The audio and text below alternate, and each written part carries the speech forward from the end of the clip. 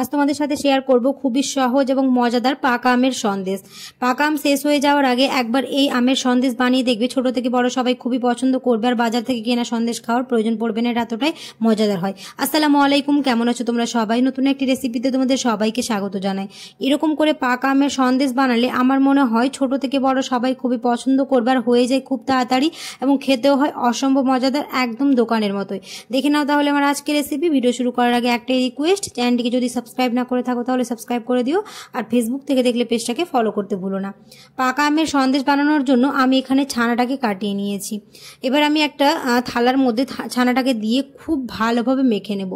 একটু বেশি সময় ধরে এই ছানাটা মেখে নিতে হবে। যত আমরা এই ছানাটাকে মেখে নেব ততই আমের সন্দেশটা স্মুথ হবে, দেখতে যেমন ভালো লাগবে খেতেও ভালো লাগবে। তো আমি এরকম করে হাতের এক প্রান্ত দিয়ে খুব ভালোভাবে মেখে নিয়েছি অনেকক্ষণ সময় ধরে।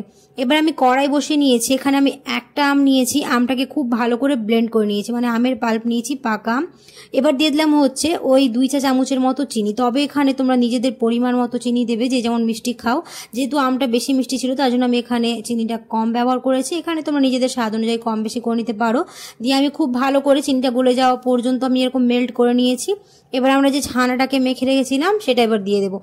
দিয়ে আমের পাল্পের সাথে খুব ভালো করে মিশিয়ে নেব, আর অপেক্ষা করতে থাকবো যতক্ষণ না এটা খুব ভালোভাবে পুরোপুরি মেল্ট হয়ে যায়। ভালো করে যখন এটা মেল্ট হয়ে যাবে তখন এর মধ্যে এবার অ্যাড করবো হচ্ছে গুঁড়া দুধ।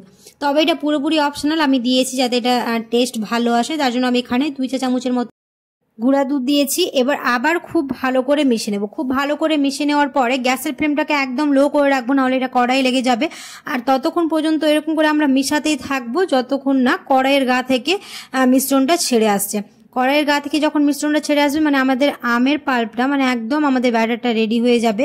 তো এরকম করে অনবরত এরকম নেড়ে চেড়ে যেতে হবে, না হলে কড়াই লেগে যাবে। আর দেখতে পাচ্ছ কড়াইয়ের গা থেকে মিশ্রণটা ছেড়ে আসছে, মানে আমাদের ব্যাটারটা একদম রেডি হয়ে গেছে। এবার আমি কিছুক্ষণ নাড়াচাড়া করে গ্যাসটাকে বন্ধ করে দেবো। যে পাত্রে আমি সেট করব সেই পাত্রে আমি এখানে একটা সাদা পেপার নিয়ে নিয়েছি। তবে এখানে তোমাদের যদি বাটার পেপার থাকে তাহলে এখানে বাটার পেপার দিতে পারো। আমার কাছে বাটার পেপার ছিল না, তার জন্য আমি এখানে সাদা কাগজ নিয়েছি। খুব ভালো করে ঘি ব্রাশ করে নিয়েছি। এবার আমি মিশ্রণটাকে দিয়ে স্প্যাচুলা দিয়ে খুব ভালো করে আমি এটাকে সেট করে নেব। সেট করে নেওয়ার পরে এবার আমি উপরে একটুখানি কাজু এরকম ক্রাশ করে দিয়ে দিচ্ছি। তবে তোমরা এখানে পেস্তাও দিতে পারো, আমার কাছে কাজু ছিল তো আমি কাজু দিয়েছি। এবার এটাকে ঠান্ডা হতে দেবো ওই রুম টেম্পারেচারে প্রায় 2 থেকে 3 ঘন্টার জন্য। আর 2 থেকে 3 ঘন্টা হয়ে গেছে, আমার এটা খুব ভালো করে সেট হয়ে গেছে। এবার তোমরা এখানে নিজেদের পছন্দ মতো শেপ দিয়ে কেটে নিতে পারো।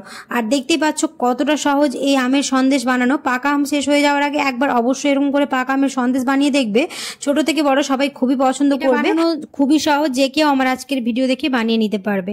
আশা করছি আমার আজকের রেসিপি তোমাদের ভালো লেগেছে। যদি ভালো লেগে থাকে তাহলে অবশ্যই একটা লাইক করে দিও, আর কমেন্টে জানাতে ভুলো না। আর তোমরা অনেকে আছো ভিডিও দেখে চলে আসো, লাইক করো, অবশ্যই লাইক করে দিও। আমার পাশে দেখো, দেখা হবে খুব শীঘ্রই পরে একটা নতুন রেসিপিতে। সবাই খুব ভালো থাকবে, সুস্থ থাকবে, সাবধানে থাকবে।